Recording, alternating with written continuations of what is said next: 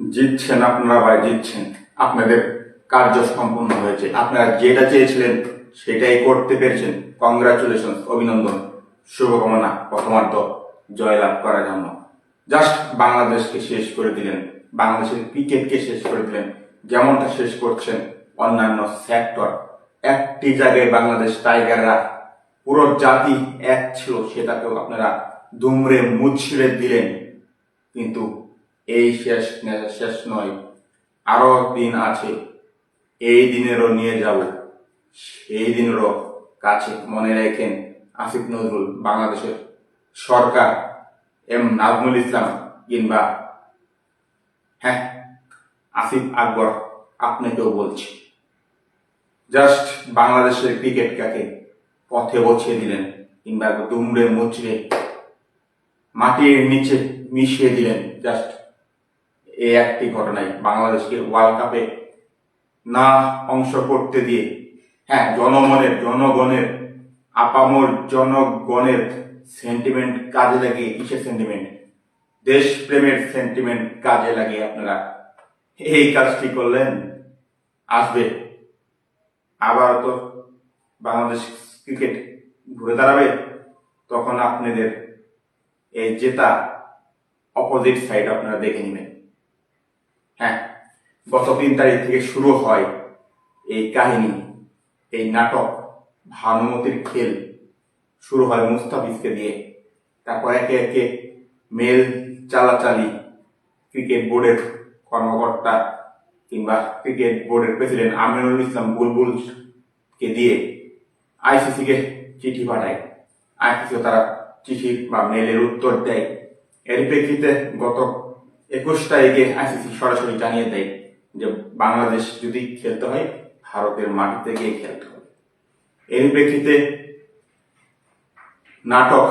নাটক সাজায়, নাটক মঞ্চস্থ করে আসিফ নজরুল, বাংলাদেশ সরকার কিংবা নাজমুল ইসলাম, আসিফ আকবর এবং বাংলাদেশ ক্রিকেট বোর্ডের কর্মকর্তা কিংবা বাংলাদেশ ক্রিকেট বোর্ডের প্রেসিডেন্টকে দিয়ে, আমিনুল ইসলাম বুলবুলকে দিয়ে তারা এই নাটকটা সাজায়। প্লেয়ারদের সাথে নাটকস্থ কথাবার্তা বা হোটেল রেডিসনে বা আমরা বলতে ইন্টারকন্টিনেন্টালে সেখানে গিয়ে ক্রিকেটারদের দাবি জানার থেকে তারা এজেন্ডা মূলত ক্রিকেটারদের সরাসরি না করে দিল যে আমরা বিশ্বকাপ খেলছে না বা বিশ্বকাপ খেলা হচ্ছে না। এবং বাংলাদেশের জনগণকে কাজে লাগিয়েছে এতে, যে বাংলাদেশ যে বিশ্বকাপ খেলছে না বা ভারতে গিয়ে বিশ্বকাপ খেলতে যাচ্ছে না নিরাপত্তা অজুহাত দেখিয়ে। তাই প্রেক্ষিতে জাতীয়তাবাদ বা বাংলাদেশের আপামর জনতাকে খেপিয়ে দিয়ে, জনতা কি বলেছে জানেন? জনতা বলেছে যে আমরা ভারতে গিয়ে খেলবো না, ভারতের নিরাপত্তার সমস্যা কিংবা দেশ প্রেমে উদ্দীপিত হয়েছে। কিন্তু আমরা দেখতে পেরেছি আইসিসি তারা শিওর করেছে বা সেখানে নিরাপত্তার কোনো ঝামেলা নেই, তবু সেটা পেঁচিয়ে একবারে ঘুরিয়ে কিংবা জিলাপির প্যাচ খাইয়ে বাংলাদেশের বর্তমান সরকার কিংবা আসিফ নজরুল্লাহ তাদের যে এজেন্ডা, তারা যে চাচ্ছে বাংলাদেশ ক্রিকেটকে শেষ করে দিতে কিংবা বাংলাদেশ ক্রিকেটের এগেনস্টে গিয়ে জাস্ট তাদেরকে খেপিয়ে তুলেছে। বাংলাদেশের জনতাকে দেশপ্রেমের উদ্বৃত্ত করে তারা বাংলাদেশের ক্রিকেটকে পুরোপুরি ধ্বংস করে দিয়েছে। কিভাবে? এখন বাংলাদেশ ক্রিকেট বা বাংলাদেশ যেহেতু 22 তারিখে জানিয়ে দেওয়া হয়েছে যে বাংলাদেশ যাচ্ছে না এবং তার জায়গায় স্কটল্যান্ডকে নেওয়া হয়েছে, আইসিসি সরাসরি জানিয়ে দিয়েছে। এবং বাংলাদেশের পরবর্তী কি সমস্যা হতে পারে? টাকা পয়সা পাবে না, আইসিসি থেকে 300 থেকে 500 কোটি টাকা নষ্ট বা লস খাবে বাংলাদেশের রাইটস, মিডিয়া, টিভি কিংবা ক্রিকেটাররা আর্থিকভাবে ক্ষতিগ্রস্ত হবে বাংলাদেশের ক্রিকেট।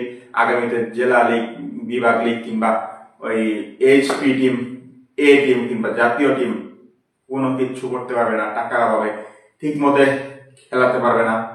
কিংবা আমরা বলতে পারি বিপিএল, তারপরে এনসিএল, তারপরে হচ্ছে বিসিএল, কোনো কিছু ঠিক মতো হবে না সেগুলো। এবং গ্রাম পর্যায়ের খেলাগুলো ঠিক মতো খেলাতে পারবে না।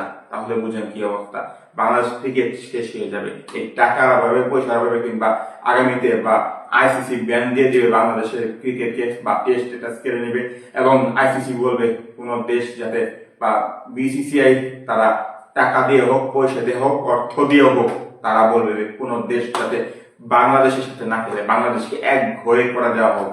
অতএব বাংলাদেশের ক্রিকেট কি শূন্যের কোঠায়? এটাই তো চেয়েছিলেন আপনারা, আর আপনারা পেয়েছেন। আসিফ নজরুল, বাংলাদেশের সরকার, এম নাজমুল ইসলাম, আসিফ আকবর, আপনারা সেটাই পেরেছেন বা আপনারা আপনাদের এজেন্ডা পালন করতে পেরেছেন। কংগ্রাচুলেশন, অভিনন্দন, শুভকামনা।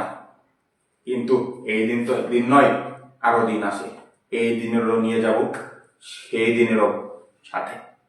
হ্যাঁ, এখন আমরা জানি আমাদের সব থেকে প্রিয় খেলোয়াড়রা কারা বা জনপ্রিয় খেলোয়াড় তামিম, সাকিব, মুশফিক, মাহমুদুল্লাহ, মাশরাফি, আরো কয়েকজন।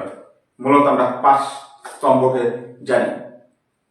এই এম নাজমুল ইসলাম তিনি কে? তিনি বর্তমানে একজন দুর্নীতিবাজ কিংবা দুর্নীতি করে ক্রিকেট বোর্ডে এসে নির্বাচিত হয়েছে।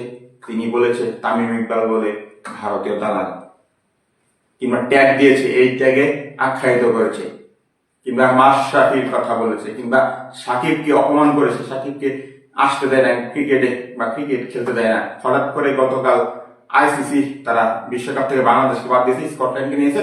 ঠিক ওই সময় তাদের যে ব্যর্থতা, ক্রিকেট বোর্ড, আমিনুল ইসলাম বুলবুল এবং তার গং এবং বাংলাদেশের সরকার কিংবা আসিফ নজরুল্লাহ তাদের ব্যর্থতা ঢাকার জন্য এই কাজটি করেছে বা সম্পূর্ণ কাজটি করলো, বা লাস্টে আমাদের বুঝিয়ে দিল যে তারা যে ধুরন্ধর, চালাক কিংবা ফাজিল, কিংবা তাদের এজেন্ডা কিংবা রাজনৈতিক এজেন্ডা পালন করার জন্য এই সাকিবের ইস্যুটা গতকাল বাংলাদেশ বিশ্বকাপ থেকে বাদ করেছে। ঠিক তখনই তার ওই সাকিবের ইস্যু বা সাকিব যে আসবে বা বাংলাদেশের দলের হয়ে খেলবে, সেটা ইস্যু জনমনে বা জনগণের কাছে তুলে ধরেছে। জনগণ খুশি যে সাকিব আসছে, আমরা বিশ্বকাপ খেললাম না, আমরা জিতে গেছি, আমরা ভারতের মাটিতে গেলাম না, আমরা জিতে গেছি।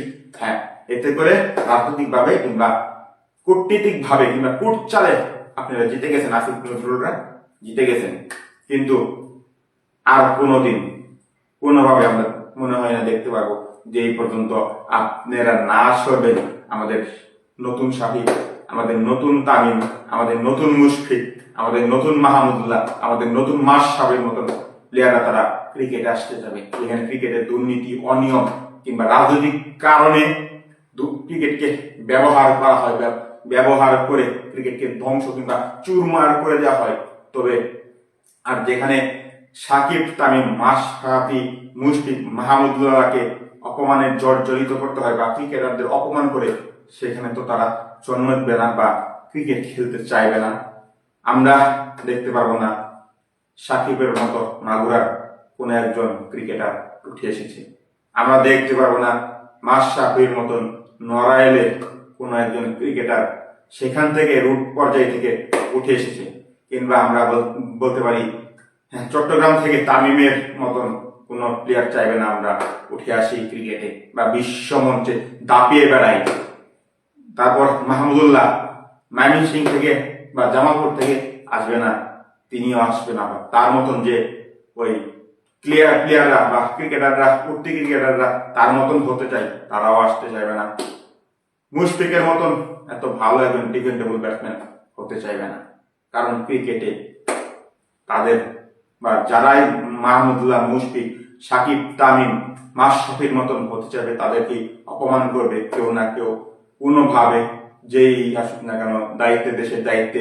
কারণ রাজনীতি আগে, রাজনীতি ক্রিকেটে ঢুকিয়ে ফেলেছে বা যেটার উপর মূলত বেস করে পুরো জাতি একত্রিত বা এক, সেই ক্রিকেটটাকে আলাদা করে ফেলছে কিংবা ভেঙে চুরে চুরমার করে নিচ্ছে একের পর এক, কিংবা ক্রিকেটকে ধুলোয় মিশে দিচ্ছে।